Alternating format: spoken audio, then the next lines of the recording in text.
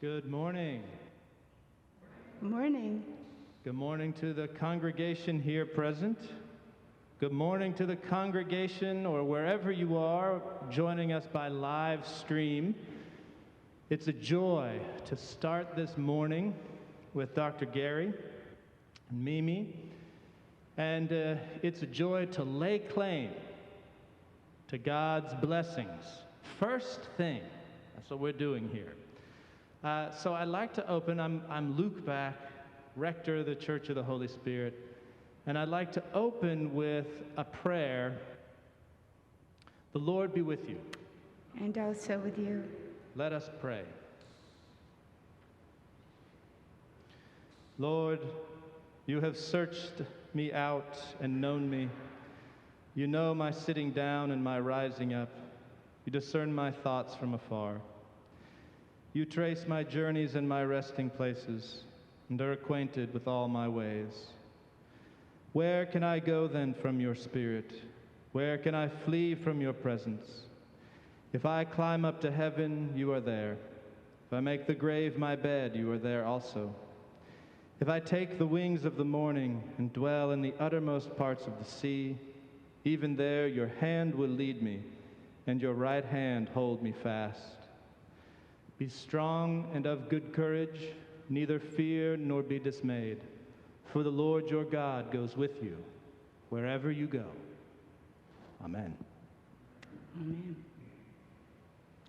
Thank you, Luke.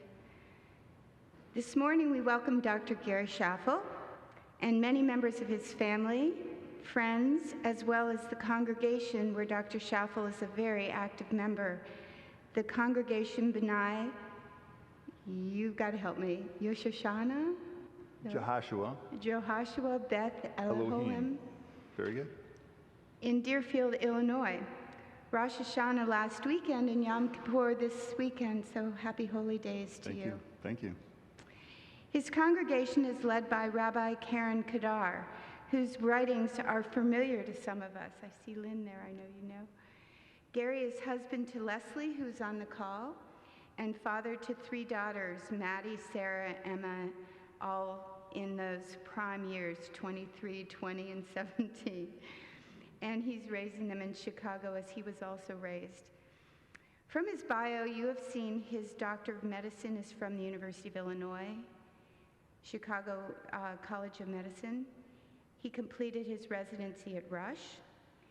He earned an Outstanding Resident Award, which is no surprise. His master's degree in exercise physiology at the University of Illinois and a certificate in clinical lipidology is another part of his biography.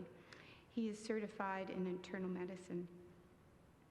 Gary infuses his practice with his faith, and as one of his patients, I can attest to God's work in and through him.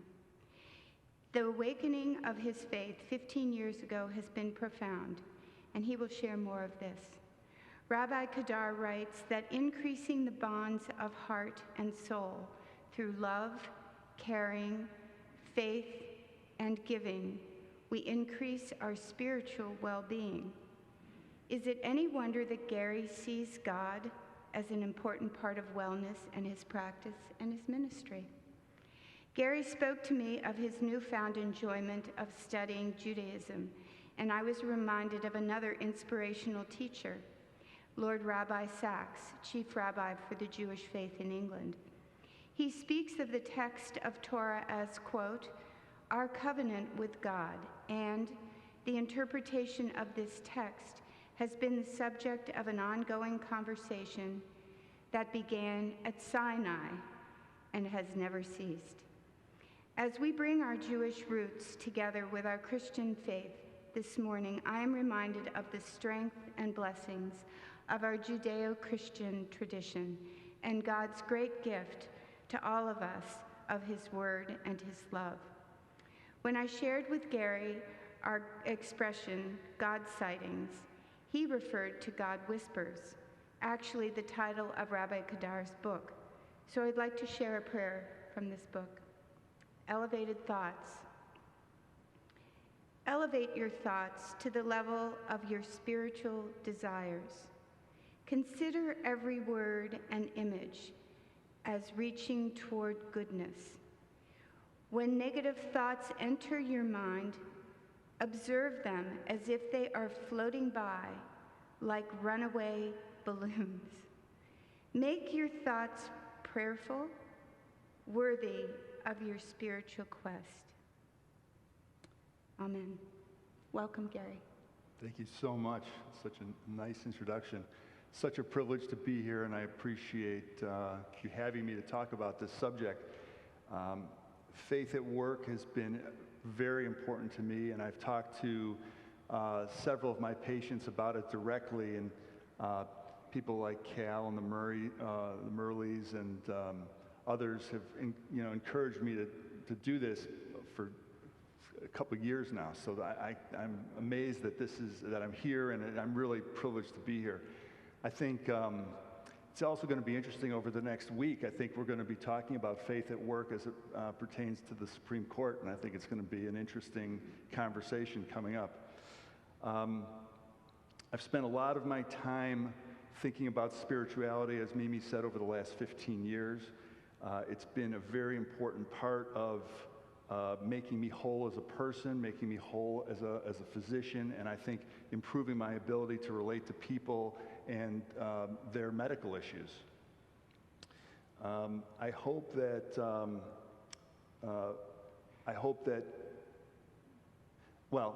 I found that the intersection between spirituality, faith, God, and healing is profound, and I only wish it was a bigger part of our healthcare system. Unfortunately, the rigors of time and everything else that goes into medicine these days, of course, money, it ends up on the sideline.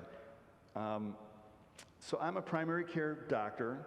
I've been in practice in Lake Forest for 23 years. I've spent my whole practice here in private practice. I'm also a dad. I'm a husband. I like to tell people that I'm a bass guitarist because my music is also, within that intersection between my spirituality and my work. It's very meditative to me. It channels my positive thoughts, and it's an important part of who I am. It's not just a rock and roll fantasy. I mean, it's important for my brain. I wake up most mornings and I smell the roses, and that's been a work in progress for me.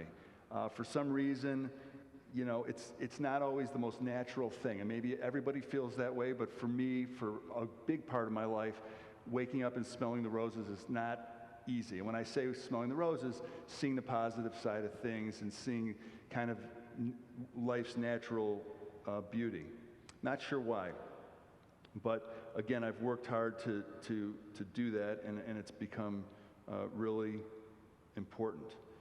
I'm hoping that over the next several minutes that I can give you a little bit of a better understanding of who I am, a little bit about Judaism and how Judaism impacts my life, and then give you a sense of how I, in a very pragmatic way, can weave my spirituality and God into my medical practice.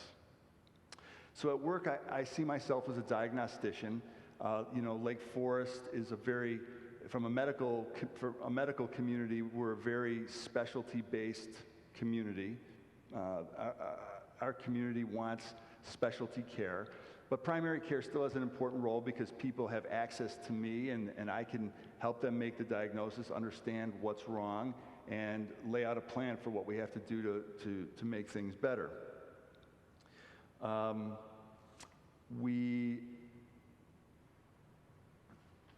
At our practice, we emphasize the doctor-patient relationship. That's the key thing, and it always really has been, even before my epiphany.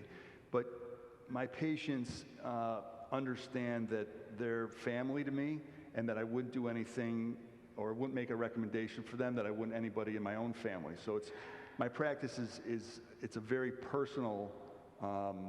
It's very personal, and my staff, I think, is very personal, and people feel like they're coming home when they're at our office.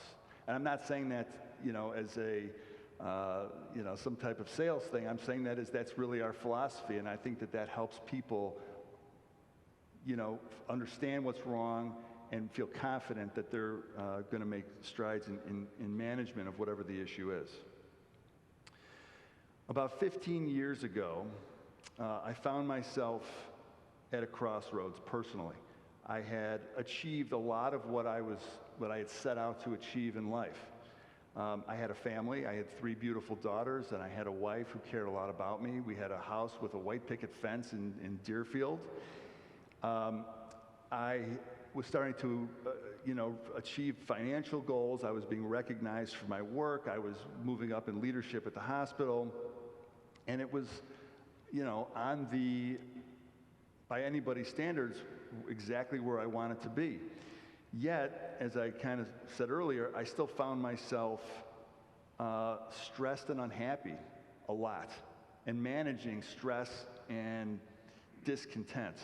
And I could not understand why, in college psychology, I remembered a concept called self-actualization, and that I really wanted to be self-actualized. I really wanted to see myself achieving these goals, and I had done that, and I did not understand why I had this angst. So I wasn't at all looking for God or faith, and I'm gonna explain that obviously a little more. But I didn't know. So the epiphany happened in 2005, and it really was an epiphany that I was not expecting. I was given instructions by my household that I should take the kids to Sunday school, and they were in Sunday school, and I was told that after the drop-off that the rabbi was going to give a lecture and that I should stick around for the lecture. I said, thank you, I'm going to go work out, as I had planned to do every Sunday when I dropped the kids off, and that was that. So I went in, I saw my friends, we were having breakfast, of course they served food, and the whole crowd kind of moved into a room similar to this, and boom, I found myself at the lecture, which I was not that happy about. But there I was. And the rabbi was discussing, she spent the whole hour on one of the central prayers of the Jewish faith, which is called the Shema. And it's a 2-line prayer, and the basic thing is there's one God, and you need to understand that there is one God. And I'm going to explain this a little bit more in a second. But that day, it certainly changed my life. So I want to tell you about my background, a little bit about where I came from first and the type of Jewish experience I had. I grew up in Glenview, right down the road. My family was Reform, so as opposed to conservative and Orthodox, which in Judaism, these are kind of different degrees of observance, which I'll explain more. But we were very assimilated secular Jews. We did not have a tremendous amount of prayer in our lives. We did not observe many of the Jewish rituals. We honored Jewish immigration to America, at the beginning of the 20th century, and we ate Eastern European foods were our delicacy on holidays, and we went through the motions, but it wasn't a very intense Jewish experience. We were members of a synagogue. I had a bar mitzvah when I was 13. Again, not as a rite of passage to show me to take responsibility for my faith, but just as a traditional thing that 13-year-old Jewish boys go through. But it was all very secondary. And I kind of went out into the world thinking, like I said before, that I wanted to be successful, I wanted to be a good doctor, and I wanted to, have a family. So that lecture in 2005, the Shema, was a prayer, again, that we recite in every service, and it's very important. And the rabbi provided an interpretation, again, that she spoke about for an hour. And yes, there's one God, but what she said that I thought was so interesting was that really God is this reservoir of love that's available to anybody and everybody at all times. And that somehow we in our lives should try to move closer to God. We're never going to get we're never going to get there, but we should try to live our lives in a way to get closer to God, because when you feel love and when you feel connected to other people, that's when you feel happy. Okay, so why did that flip a switch in my head that changed my life forever? Well, I had no idea that was what my life's goal should be. I was on this other pathway, and I started to study Judaism, and I started to understand that the whole thing was, in my own terms, a prescription for achieving love and connection. And that the more of these type of activities and processes that you went through, the closer you came, and you could actually, you could actually start to see God in other people and in nature. And this was my kind of pathway to starting to smell the roses every day. And it really was profound. And my life has not been the same since. So let me just give you a little bit about Judaism, that I think, a little bit of background that I want you to know before I keep going. So Judaism, we study basically the Old Testament. That's our quote word. That's our knowledge. And there was, the Old Testament, and this is not my expertise, but the Old Testament, way before the year 0, let's say, was there, and we had a kind of an oral interpretation of it. It was passed on from generation to generation. The seminal event was in 70 AD, which was the destruction of our second temple. So the temple was the epicenter of Judaism. And we observed the Old Testament in ways. A perfect example is animal sacrifice, and people would bring sacrifice to the second temple. Well, when the second temple was destroyed by the Romans in 70 AD, that's when Jews dispersed, the diaspora. We dispersed from Israel, and we went to places like Spain and other places in Europe and South America. And the Jews have been in a diaspora now for all these years. Well, at that point, Rabbinic Judaism became what we studied. So there was the book, it's 41 volumes. It's called the Talmud, which was written by rabbis. It's in a kind of an interpretation of the Old Testament. And I'm telling you all this because the Talmud is kind of our new Bible. That's what we follow. And we actually have 613, not one more or one less, commandments that we follow. And the Hebrew word is mitzvot. And a mitzvah, you might hear, is a colloquialism. Many people think it's like a good deed, like he did a mitzvah. But a mitzvah is actually a commandment, and it's one of these 613 that have been laid out in the Talmud for Jews to follow. And this was codified in about 200 AD. So the 613 mitzvot is a series of do's and don'ts that we live by. And this is the prescription. Don't murder, don't steal. The 10 commandments are mitzvot. And there's do's.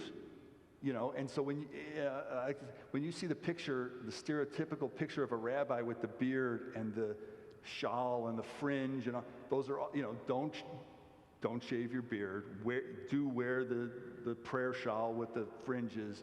Observe the Shabbat. So there's all these do's and don'ts. And I have found that this is the prescription. The more of this stuff you do, the closer you feel to God. And these people knew it 1,800 years ago. And these things have endured all these years. And it's the more you study it, the more amazing it is to me. Now, have I become, at the age of 50 or whatever I was at the time, 40, have I become an observant Orthodox Jew? No. But I still can see many of these things and how they apply to my life, and how, I can roll it in, and it's amazing. I take a very pragmatic approach to God. God is hard for many Jews because the personification of God that we find in Christianity, we don't have that in Judaism. And it's hard, and I'm not saying that many Jews are agnostic, but it really is difficult to understand what God is. So my choice is to be very pragmatic about it. And I think of God, I equate it to love and connection. And it's an essence to me. It's a thing. It's more. This is the way that I can make it tangible in my life.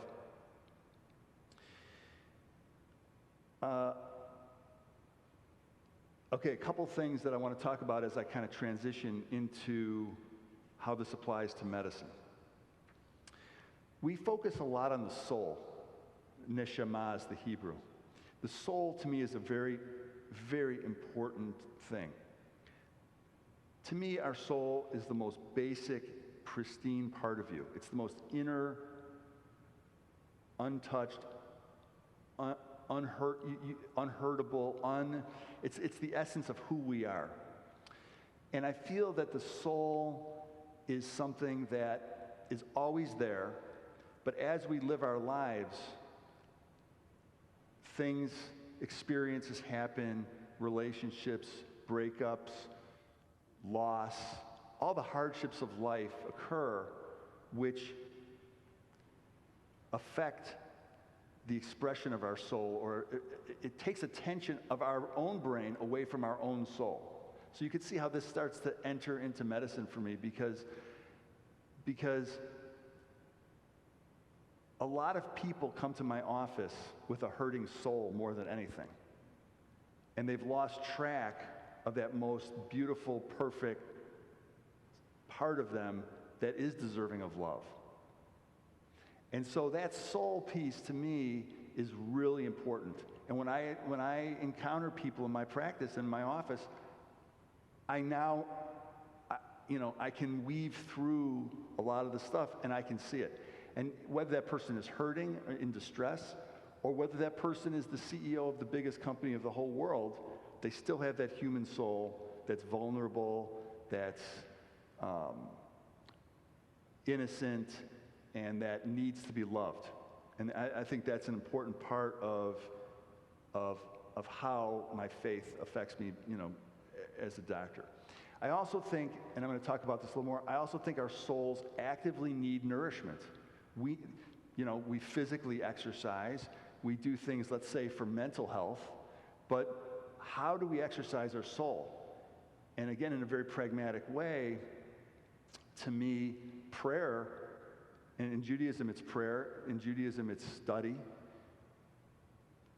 These things exercise our soul. It's a way to say, okay, I'm going to come into this beautiful sanctuary, I'm going to peel away all the rigor in my life, and I'm just going to focus on the part of me that deserves to be loved. And people who have the strongest soul and the most nourished soul are the happiest people. And I'm going to relate back to that. So I think that's really important. Another important concept that we talk about in Judaism that I think is beautiful, again, the Hebrew is called, it's B'Tselem Elohim, in the image of God. So every human being is created in the image of God. And again, to me, that soul is B'Tselem Elohim. No matter whether that person is a criminal, whether that person has made a mistake and done something unethical, or they still have that inner part that's B'Tselem Elohim. And that's an important thing to remember. I've said several times, like, when we, and this is kind of an internal medicine thing, but you walk up to a room, a hospital room, and it says, contact isolation, or it says fall risk, or, there's these medical things. What if on every door it said B'Tselem Elohim? And when you walked in there, you had to remember that no matter who you're seeing, how dirty they are, or what it smells like, or how that person is B'Tselem Elohim. Think about how amazing medical care would be if every practitioner remembered that. Important. We talk about, again, more Hebrew, but tikkun olam is one of the basic principles of Judaism, which is to repair the world. And repairing the world to me is one of those, whether, we think about it in terms of charity and giving and volunteering and all that kind of stuff, which I think every church has that ministry in some way or another. But when you talk about trying to be closer to God or trying to do something to feel connected and feel love and feel that helping someone else is probably the number one thing you can do that will help your soul feel connected and loved. And again, you have to be very intentional because, we a lot of times don't want to do it, but I've discovered that is one of the core things in terms of feeling that connection to God, feeling closer to God, is to give to others. And finally, my last Hebrew, Kehillah Kadosha, which is a sacred community. So there's nothing more connecting than sacred community, where we come to something like this and everybody's here just to be nice. We're not here to be competitive or trying to get an angle. Human beings are human beings, but when we're in a sacred community and other people around you just feel that you're there to support them, that gets you closer as well and gets you connected. The Jewish term a lot of times is a minyan. You may have heard of a minyan. So you go to a Jewish funeral, and Jews, we count in tens. So it requires 10 people to have a minyan. And somebody 2,000 years ago figured out that 10 people was the number. And if you have 5, it's just not enough to surround the people. And if you have 15, you have an excess. But 10 is the number. So a lot of times at a Jewish funeral at the Shiva house, you may see people counting to make sure that there's 10 people there to surround the bereaved, because that community is what's going to boost them up and quote, bring God into the room. It's a really beautiful, important thing. So medical practice, I've touched on some of this stuff already.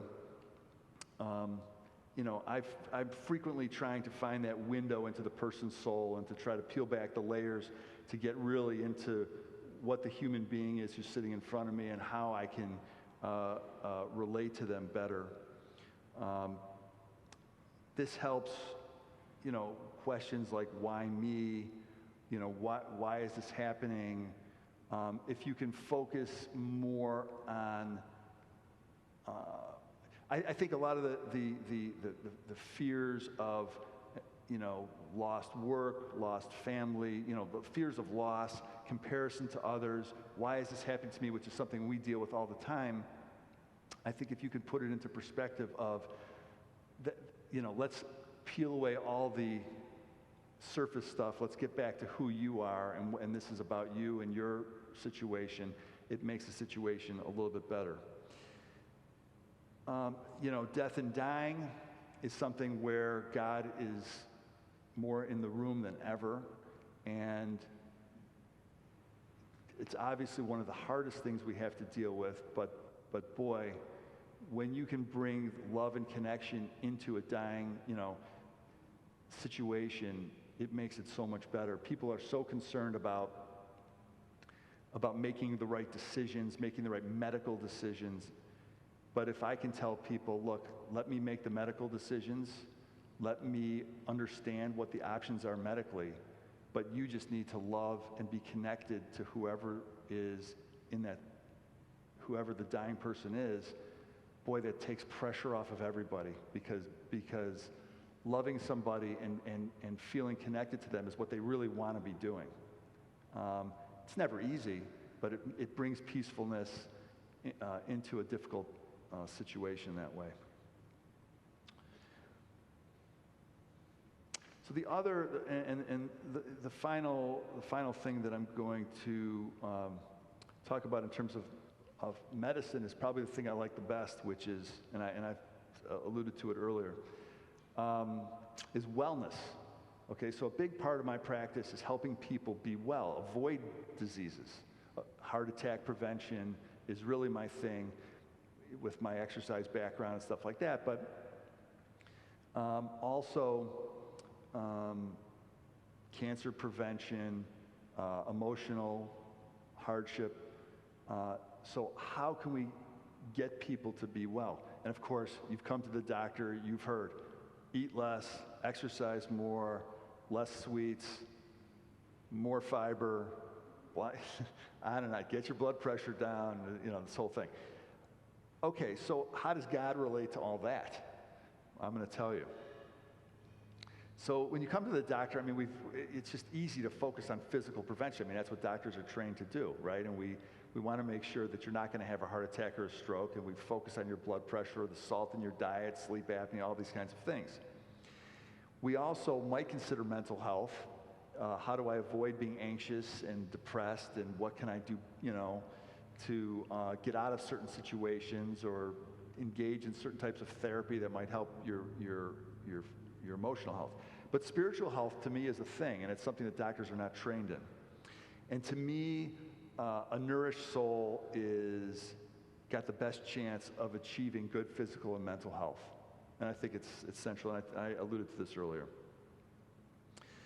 But I think that there's intentional work that can be done through spiritual practice, relationship with God, repairing the world, as I said, sacred community.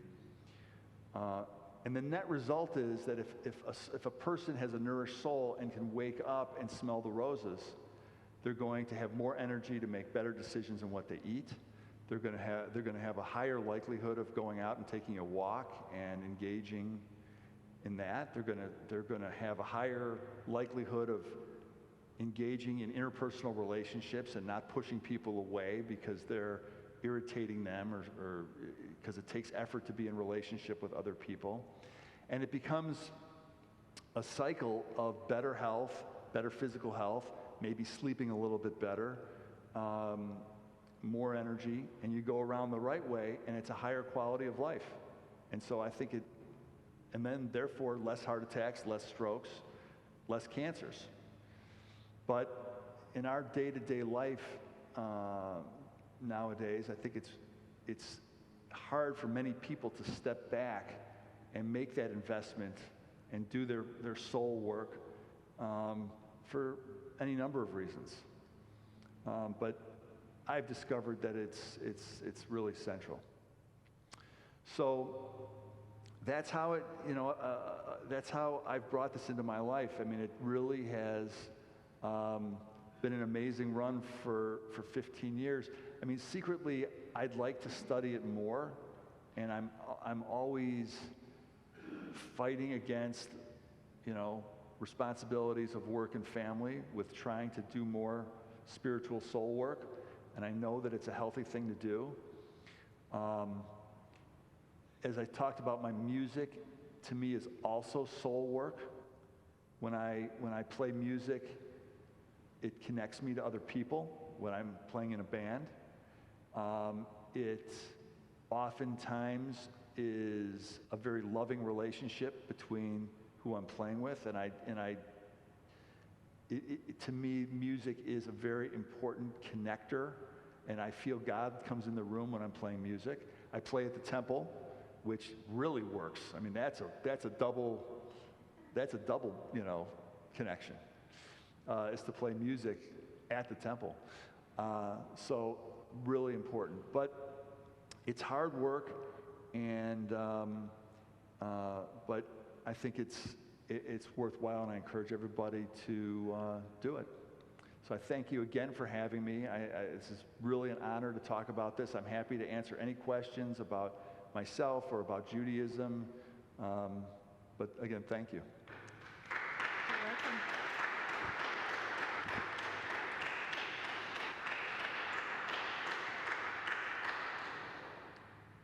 And if Any there are questions? questions, I can put you on the microphone.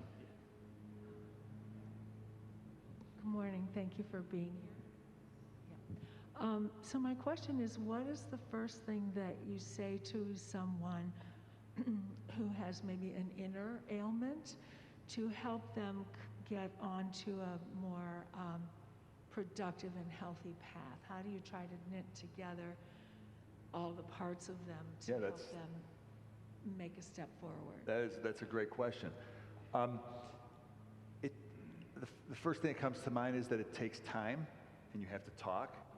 it would be bordering on inappropriate to jump right to it and to draw quick conclusions. But I think it takes that relationship, and it takes time, and it may not happen the first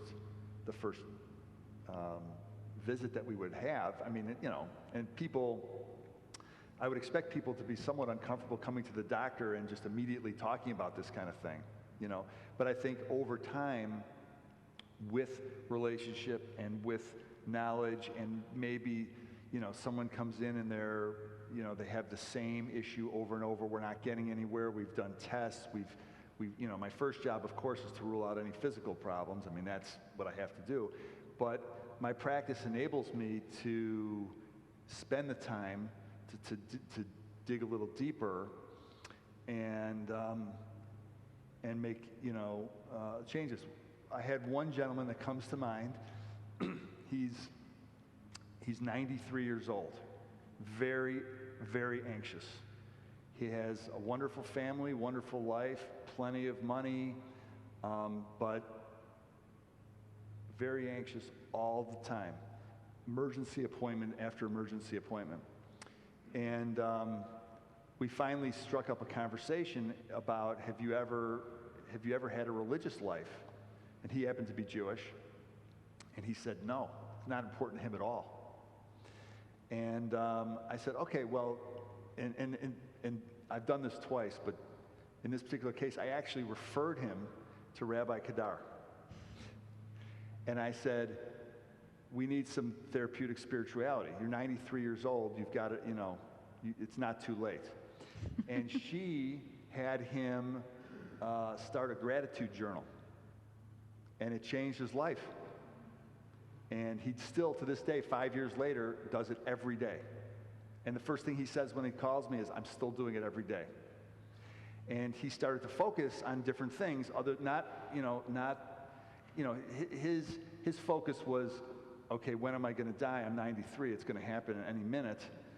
And now he's more willing to focus on all the amazing things in his life and smell the roses a little bit better every day. And it's a process, but that was a big intervention for him. Now that's not how, it's not always that dramatic, but, you can, I can tell people to take walks and tell people to, do other kinds of things that might, in the back door, get them to think a little differently. But, I do the best I can. I mean, I'm not clergy. I'm medical, but I dabble in it. Yeah, no question. Gary, thanks for being with us this morning. I'm curious, what role does the concept of heaven or hell, what role, if any, does the concept of heaven or hell play, or how is it talked about in the Jewish tradition, in the Jewish faith? It's a good question. So, heaven is specifically talked about in the Jewish liturgy specifically. But there are many interpretations of what that means to Jews. Heaven is not a place necessarily that we go. I mean, it is talked about in some texts as an afterlife, but I think, in my experience, it's not typically a place that Jews go in the afterlife. The thing that I like the best about heaven, and I'll talk about hell in a second, but the thing that I like, and Jews are very focused with the current life. We don't know about the afterlife, and we're focused on the current life. And I like a concept of hell, and I've read about this interpretation, which is you live on in the heart and mind of those who you leave behind. And your measure, I kind of think about it like if your measure of good deed and your measure of righteousness on earth will then live on in those who remember you, and that's a heavenly eternity, if you will. But I think there are Jews who believe in an afterlife, but it's not one of the central concepts. hell is, again, there are satanic references made in the Talmud and in the Jewish literature, but I'm not aware. Jews don't feel that bad deeds lead to an eternal hell. That we don't do that, but we do reference it in my mind as a reference point of that's bad. But I don't feel like we think of it as some type of bad deed will lead to that for eternity. That's about the extent that I understand it. Thank you very much, Dr. Schaffel, for your incredible insights. I'd like to just ask a broad question. Do you see over the last 30 years in a better rapport, better understanding between, what we would call the faithful Jewish people and the, what we would call the church-going Christians?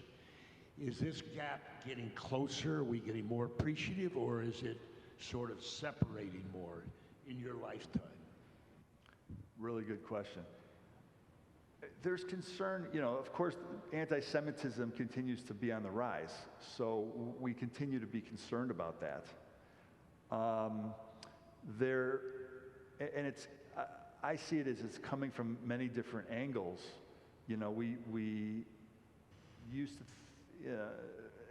and it's political, but there's also a new anti-Semitism that relates to Israel, which is a different anti-Semitism, I think, than the way we used to think about. There's kind of a liberal left anti-Semitism as it relates to Israel. So I'm concerned about it. I think the vast majority of Jews are people of faith, and we have so many similarities to the Christian faith that, I go to funerals and I go to many Christian services that the parallels are amazing to me. And really, in my pragmatic view of God, and I think of it as very simplistic, but it's all the same stuff. And the word of Jesus versus the word of the Torah, they're to me very, very similar. But yet, there's kind of a social anti-Semitism that the nature of Jewish people or something like that, or that, I don't know. I haven't really thought enough about where it comes from, but it's on the rise, and that's concerning. But that's, to me, different than the faith experience, which is so similar and parallel. Gary, would you, your own growing up was very secular, and now you've had this opportunity 15 years ago that makes your oldest, 7? How have you implemented a new way of approaching their faith with them as the father and the patriarch? Awesome. I love that. So my daughters are very secular. They're very caught up on the North Shore lifestyle. I have one who's in grad school, one who's in college, and one who's in high school. And so I set out with my wife to say, okay, well, the best we're going to do is lead by example. And we were never, to this day, we're still never like, you will do this or won't do that. But the more that I got involved with the temple, and I served as the president of my congregation, and was on the board and was going very frequently, and I always said that the best part about being the president of the temple is that I stood up there and gave speeches at the high holidays, and my daughters had to sit there and listen and see me actually standing up there doing it. And and I hope that they see that the work that my wife and I do in terms of tikkun olam and repairing the world, and the work we do with other people directly, is an example of how faith specifically impacts our life and the goodness that it brings to who we are as people. And, you know, we're already seeing signs of them, you know, like one of those moments where you kind of can't believe, like, one recent example is my daughter, who's at Michigan, who was the least likely to be involved, decided she was going to make kind of a traditional holiday dinner for her friends for Rosh Hashanah, and she's baking bread and all this stuff, and we're looking, we couldn't believe it, but you know, that's just a sign that it's in there and that it's going to be more important to them than we otherwise might have thought would happen based on their general behavior in Deerfield, Illinois. So I hope you'll share with them your story you told me of going to camp. When you took the kids to camp, wasn't there a camp that you took them to? yeah. Which camp? It was a Jewish camp that you have then now gone every year as a leader in that program, you said. Yeah. Well,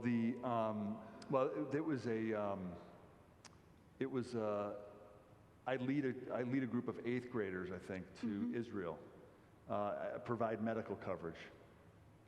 And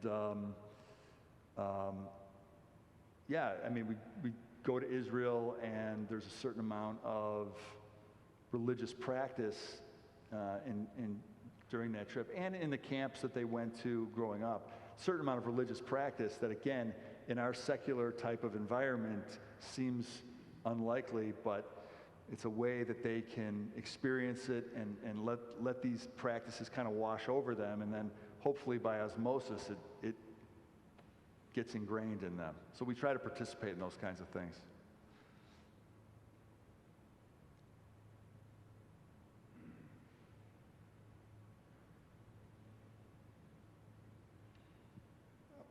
This is Mike Zafarowski. It's wonderful to have you here. My middle son just married a Jewish young lady a couple of years ago, so very, very useful from a practical perspective. Mazel tov. The question on smelling the roses. You said above and beyond prayer, what are some of the good suggestions you may have for us? It's such a wonderful thing to envision. Anyway, I'd love to hear that.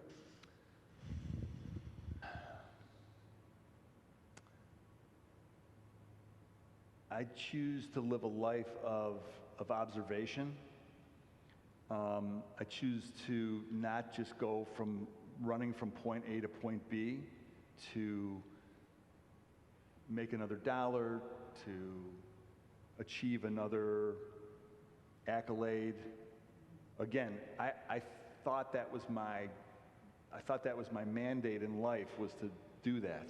I'm not saying it's not important, but it's very important to me as a priority to do the kinds of things that help me understand my surroundings, just appreciate subtleties. Maybe I'm thinking about it in terms of, making that observation of God, of love and commitment, of love and connection around me.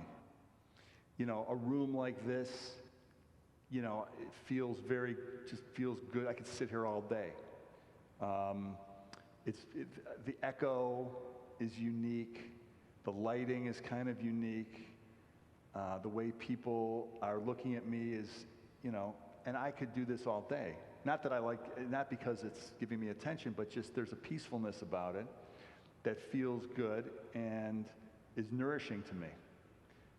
And I choose to do that versus the life I used to lead, which was just running from point A to point B. An interesting conversation I've had with several of my patients during COVID has been, I'm thinking of two younger guys who are both attorneys who are now at home managing their practice, through their computer at home, and a home office kind of a situation. They didn't realize the stress that they were under just getting from point A to point B every day. Getting on this airplane, can I get from the airport to get a workout in before I can get home, to get to the baseball game, to get to the. And now that they're not doing that, they didn't realize the load that's off of them. And they find time and space to maybe do some of the things that we're talking about. But it's hard, it's going to be different for everybody.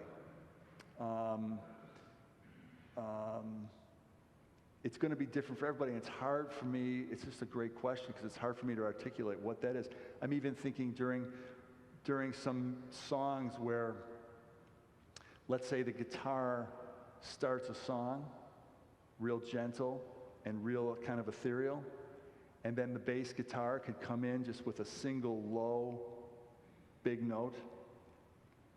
There's just something about that that hits me inside that's just different than making another dollar. You know, everybody's going to have their own things like that, but you gotta look for them. I have one other question. When we spoke, we talked about the opportunity to share study together, to be part of a Jewish-Christian interfaith dialogue. Can you speak to what kinds of examples you've seen of that and how powerful that is? Okay, well, the first one was a music exchange with a Pentecostal church in Bronzeville. This is good. That was good. And just, you know, looking at the type of music that we play, which in my community, we play classical music, but we also play, I want to call it more folk music that's just really easy to relate to. It's very gentle. It can be, you know, our musical arrangements try to take people on a journey, you know, of, you know, dynamically, but it's soft and it's easy to relate to, and it fills you up. At the Pentecostal church, it was big. Drums and organ and wow. But again, you could in that way feel an amazing connection. I mean, if that doesn't move you, what would? You know, it's like, but you know, the music and then some guy hugging you, like hug your neighbor, like let's hug, you know. But it was really love and connection. You really felt it. You really did if you're looking for it. In terms of scripture and things like that, I mean, Tikkun Olam is the big one, repairing the world, because there's a lot of, and Luke, you may be able to speak to this, there's a lot of overlap, of course, in terms of that ministry and repairing the world, volunteerism, you know, feeding the hungry, or all those kinds of things. Other social action, you know, type concepts. But there's an infinite number of interesting Talmudic verses and concepts that, you know, the Talmud is so interesting because, well, so we were in a class, we studied 50 pages, every week we studied 50 pages in 3 years. Okay? So you take one line and you can talk about it for weeks. It's that, I don't want to say, I guess abstract is the right word, but it's, you know, it's very old, and it's interesting. It's old and it's antiquated, and frankly, it's a lot of Jews criticize it for just like, that's obsolete. Like, you know, women's issues and stuff like that, like, forget that. But I find that you could take any one of these things and a Talmudic scholar can navigate it to apply and make it as current as ever, and make it, you know, and in an interfaith way, you know. I haven't done a lot of New Testament work, but I'm interested, you know, and I know that Rabbi Kedar and others in our community have done a lot of interfaith type work. that way. But there's infinite number of things that we could chew on together that would be fascinating. Great stuff.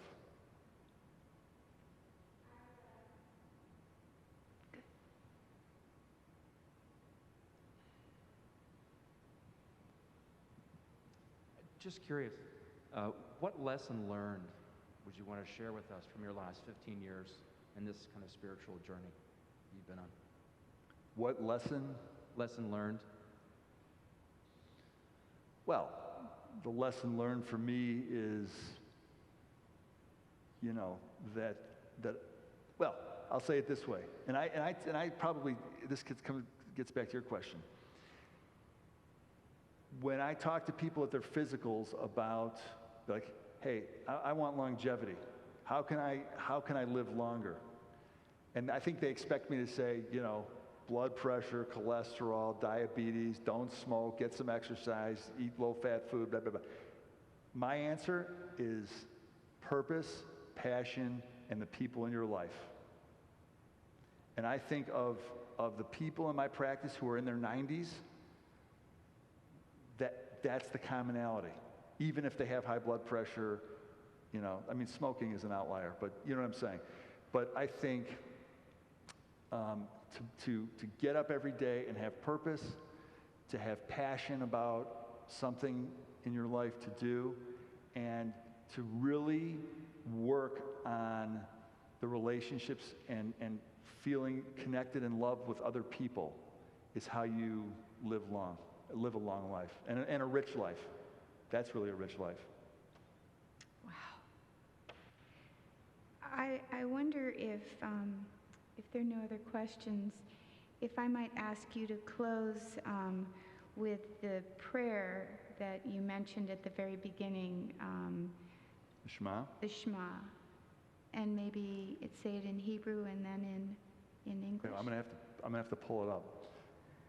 I mean, I know, I don't want to, I want to make sure I do it right. I mean, I don't want to fumble it.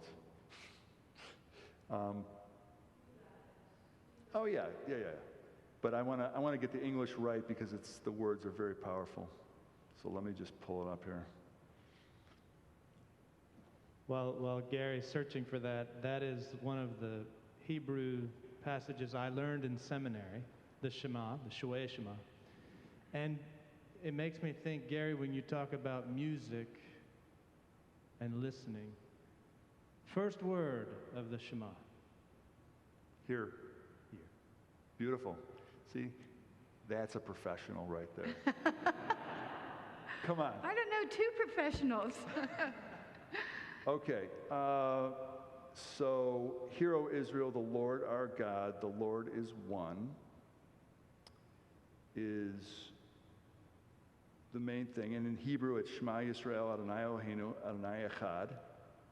Baruch Shem Kavod Adonai Malchuto is the second line. And the Lord our God, the Lord is one, is the English. Thank you. God's blessing and thanks for the beautiful preparation. I'm afraid you're going to get deluged with clients. Thanks for having me. It's really a privilege to be here. Thank you.